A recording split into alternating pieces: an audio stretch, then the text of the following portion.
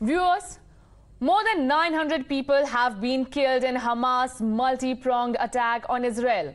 The rising death toll comes as Israel has ordered a complete siege on the Gaza Strip, from which Hamas launched the onslaught.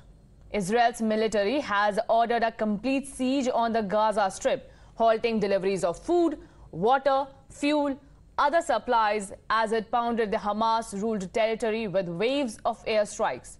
In a nationally televised address, Israeli Prime Minister Benjamin Netanyahu said that it was just the beginning of a fierce offensive, and what they will do to their enemies in the next few days will echo for generations. אנחנו מטילים מצור מוחלט על העיר עזה. אין חשמל, אין מזון, אין מים, אין דלק. הכל סגור. אנחנו נלחמים בחיות אדם ואנחנו נוהגים בהתאם. There's still fighting going on in southern Israel. Our troops are still fighting and hunting down the last terrorists that are still inside Israeli territory.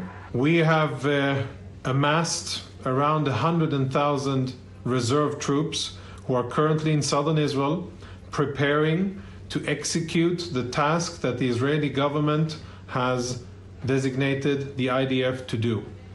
Our job is to make sure that at the end of this war, Hamas will no longer have any military capabilities to threaten Israeli civilians with.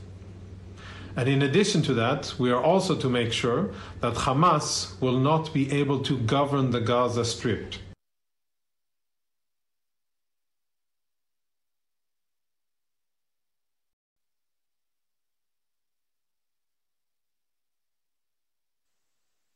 Israel is at war. We didn't want this war. It was forced upon us in the most brutal and savage way. But though Israel didn't start this war, Israel will finish it. Once the Jewish people were stateless. Once the Jewish people were defenseless. No longer. Hamas will understand that by attacking us, they've made a mistake of historic proportions. We will exact a price that will be remembered by them and Israel's other enemies for decades to come. The savage attacks that Hamas perpetrated against innocent Israelis are mind-boggling, slaughtering families in their homes, massacring hundreds of young people at an outdoor festival, kidnapping scores of women, children, and elderly, even Holocaust survivors. Hamas terrorists bound, burned, and executed children. They are savages. Hamas is ISIS.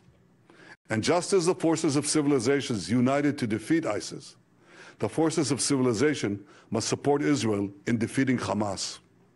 I want to thank President Biden for his unequivocal support. I want to thank leaders across the world who are standing with Israel today. I want to thank the people and Congress of the United States of America. In fighting Hamas, Israel is not only fighting for its own people, it is fighting for every country that stands against barbarism. Israel will win this war.